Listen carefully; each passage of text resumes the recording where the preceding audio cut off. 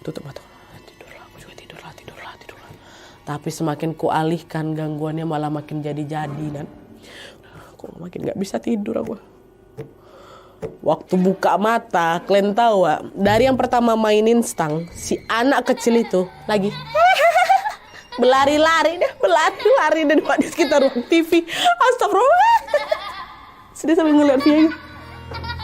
Astagfirullah, ya Allah. Iya wak, dia ngeliat si Via. Jadi seolah-olah, kau nampak aku kan? Nah, main kita kayak gitu. Itu nanti kayak kerasa lama kali. Masih tuh suara. Mau ku tutup pintu nih, si Noah aku takut terbangun ya. Aku diam aja. Nggak lama, untungnya balik si Juna. Dan begitu dengar pintu dibuka, tanpa pikir panjang langsung berlari, melompat si Via ini Wak, keluar kamar nyamperin si Juna.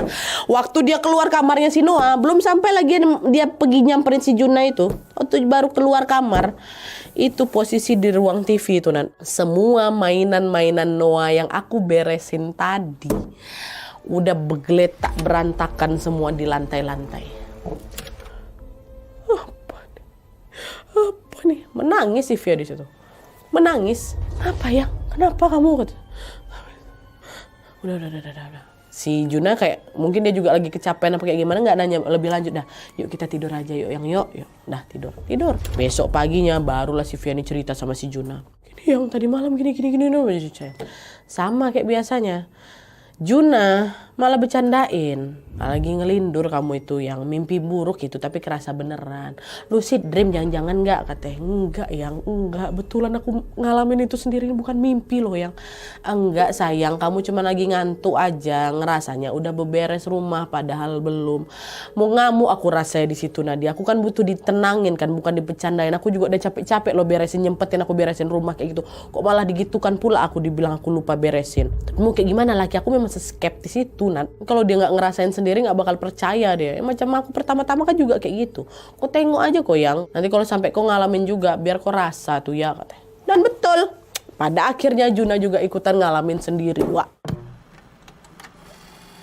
Jadi ceritanya pada suatu malam si Juna sama si Via ini mau siap-siap tidur kan. Pas udah ketiduran di tengah malam Via kebangun, bukan gara-gara mau buang air tapi dia dengar suara Noah nangis. Via datanglah ke kamar si Noah untuk nemenin Noah. Dia biasa dan kadang malam suka rewel tiba-tiba gitu kebangun malam lah.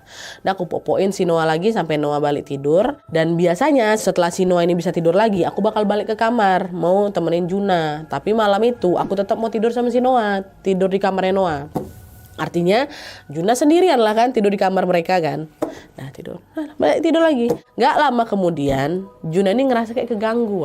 FYI Juna ini kalau misalnya tidur gak suka peluk-pelukan. Dia ini juga gak suka kalau di kadang kan kita ada nindih lah atau apa ya, meluin tangan atau kaki pasangan ya kan, ini enggak. Dia nggak suka kalau ditindih-tindih. Paling kalau misalnya biar kerasa tidur sama tuh Juna sama si Via ini cuman mentok-mentok punggung-punggungan sambil nempelin punggung gitu loh Wak. Atau tidurnya udah mepet sekalian aja, sentuh aja gitu jadi tapi nggak ditindih gitu kan. Itu kebiasaannya si laki aku memang nggak suka digitukan. Di tengah tidurnya dalam posisi setengah sadar Juna ini ngerasa ada tangan yang lagi nimpa badannya, which is kayak lagi meluk lah berarti kan.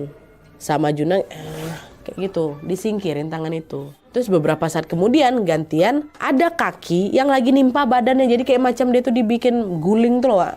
Digituin. Apa? Disingkirin lagi sama si Juna.